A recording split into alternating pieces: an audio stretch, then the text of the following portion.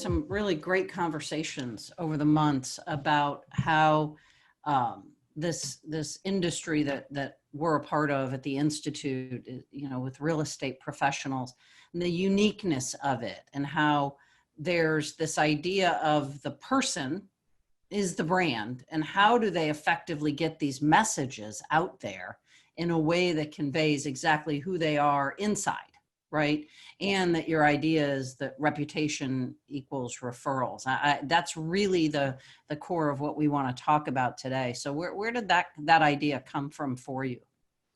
I think it's something that's always been there right from the start in how people represent the company brand. And as you know, a lot of my clients have been the big corporates, and how do we get employees representing the brand? But most recently working with a lot of small business owners, and obviously in luxury real estate, but in finance and law as well. And I always believe that the most powerful part of your brand today, your company brand, is what people say about your brand to their contacts. So it's what your clients say about your brand, and that comes from how they feel when they deal with you. So how do you make them feel when you interact with them? Because that's the piece that gets talked about. That's the piece that they share. That's the piece that goes on social media. And that's where your reputation grows from. And I'm a great believer in that reputation builds from the consistency of what people say about you, that makes it easy for people then to refer you. So that's where that really comes from. Yeah, we got a lot to unpack there. So this idea of first consistency, then making it easy, but kind of even all the way back to this notion of how you make people feel. This is a transactional world that we live in, okay? And millions and hundreds of millions of dollars are spent on branding to make transactions, okay? But when we think about in real estate, a lot of real estate agents get caught up in the idea of the buying and the selling of real estate. But in fact, that's not really their personal brand, according to you, right? Yeah, that's right. I mean, if we really think about what our brand is, and going back to that's how we make people feel.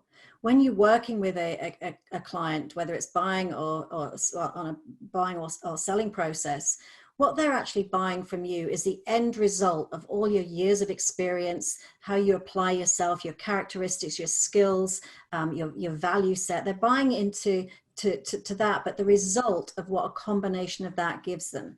So you've got all of this expertise, but really it's what you give them as an end result that they're interested in. So I always use the analogy of when you go and buy a drill from a hardware store, you're not buying a drill, you're buying a hole in the wall.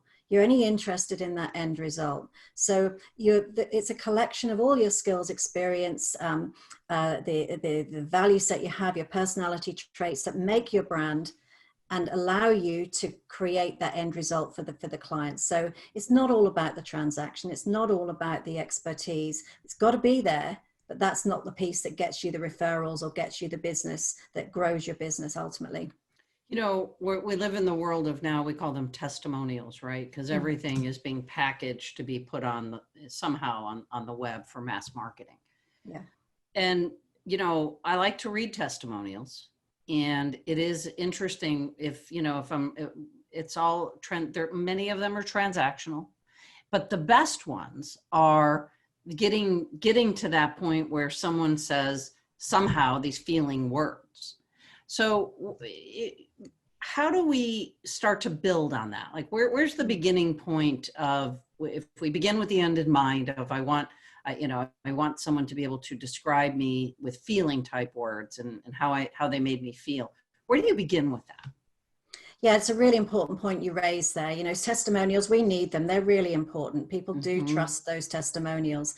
But it's wonderful to have people say, oh, she was great to work with. He was wonderful. He got the end result, whatever.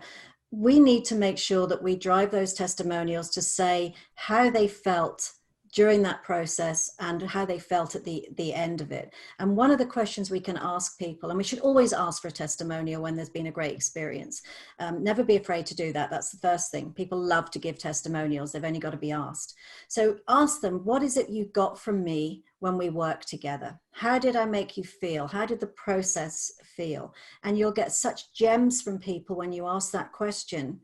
something like, well, you know, you just made me feel really confident and comfortable that we've covered all angles, that I'd got the best possible price, or whatever it might be. You made me feel like I was in control, or, you know, it could be any of those things.